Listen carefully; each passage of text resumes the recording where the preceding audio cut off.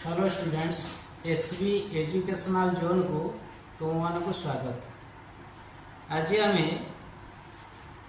दशम श्रेणी बीज गणितर द्विघाती समीकरण प्रथम अनुशीलनी अनुशीलनी 2A आलोचना करवा।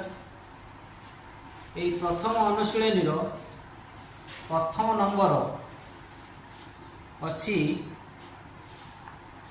प्रश्नटा कौन अच्छी x² - 4x + 4 = 0 समीकरण मूलदय वास्तव और भिन्न।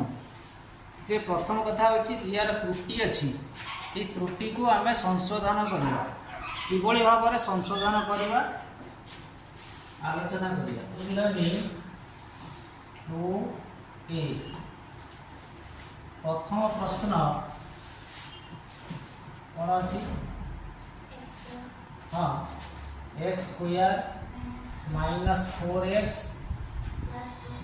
+ 4 = 0। ये जो प्रश्नटा अच्छी यार मूलदय वास्तव और भिन्न अच्छी लिखाई वास्तव और भिन्न भिन्न अच्छी। बर्तमान यू आम जाना जे यहाँ प्रकृत में ये उत्तर ठीक ना भूल। एक जानापे आम डी बाहर करिया प्रभेदक डी रूल्यटा बाहर करिया। डी रूल्य यदि डी ग्रेटर देन 0 है ताले हम कौन ना वास्तव वास्तव असमान असमान। जदि D = 0 है वास्तव समान।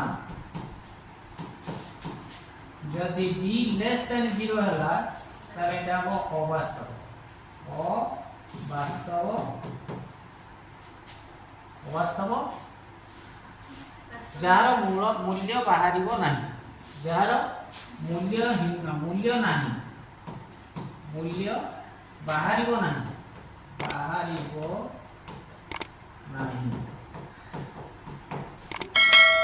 जेहेतु देछि वास्तव भिन्न भिन्न माने असमान समान नुहे ताले एठी हम देखिबा वास्तव भिन्न आम डी रो मूल्य जाना पड़िबो। डी बाहर करबा डी अच्छा एठी ए केते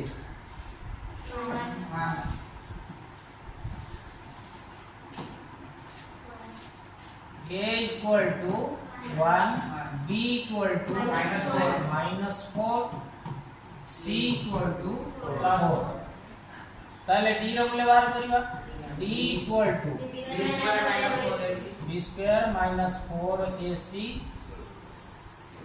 B² - 4AC ताले वर्तमान को B² - 4 रो स्क्वायर -4 A है 1 C है 4 इक्वल टू ये है 4 रो स्क्वायर माइनस माइनस प्लस 4 रो स्क्वायर है 16 माइनस 4 चो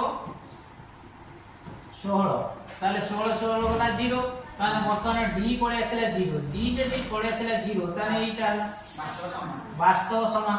से कहिछि वास्तव और भिन्न भिन्न माने असमान समान नुहे ताले एटा ठीक हेबो कि ना एटा ठीक हेबोनी। हम कोन लिखिबा वास्तव वास्तव ओ समान।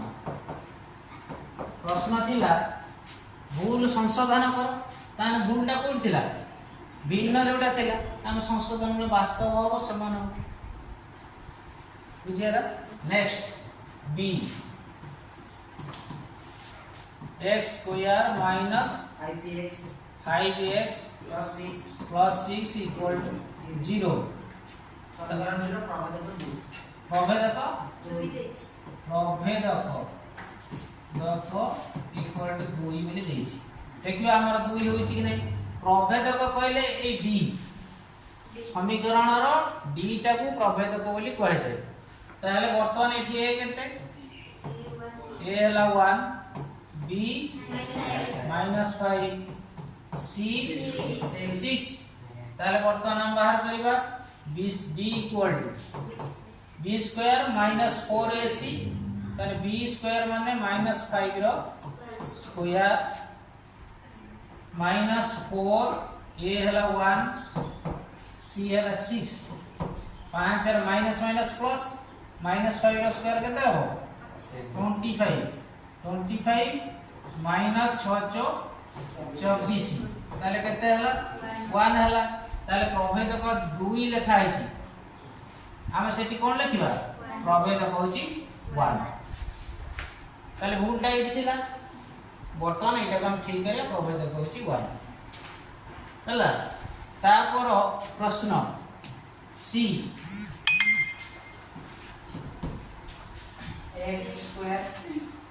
x square plus bx minus c समीकरण रो मूलद्वयर समष्टि c bye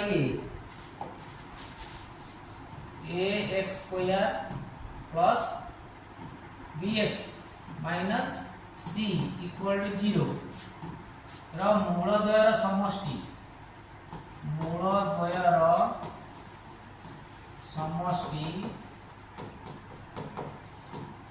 c by a वर्तमान एटा ठीक अछि कि भूल अछि हमें देखिबा अच्छा गोटे मूल्य होछि अल्फा आ गोटे मूल्य होछि बीटा हमें जानते हैं alpha plus beta equal to minus b by a ताले वर्तमान एठी माइनस बसिला b जगह रे b बसिबो आ a जगह तो a बसिबो ताले माइनस b by a हबो किंतु से लिखि c by a c by एटा भूलु ता जगह कोन लिखिबा माइनस b by a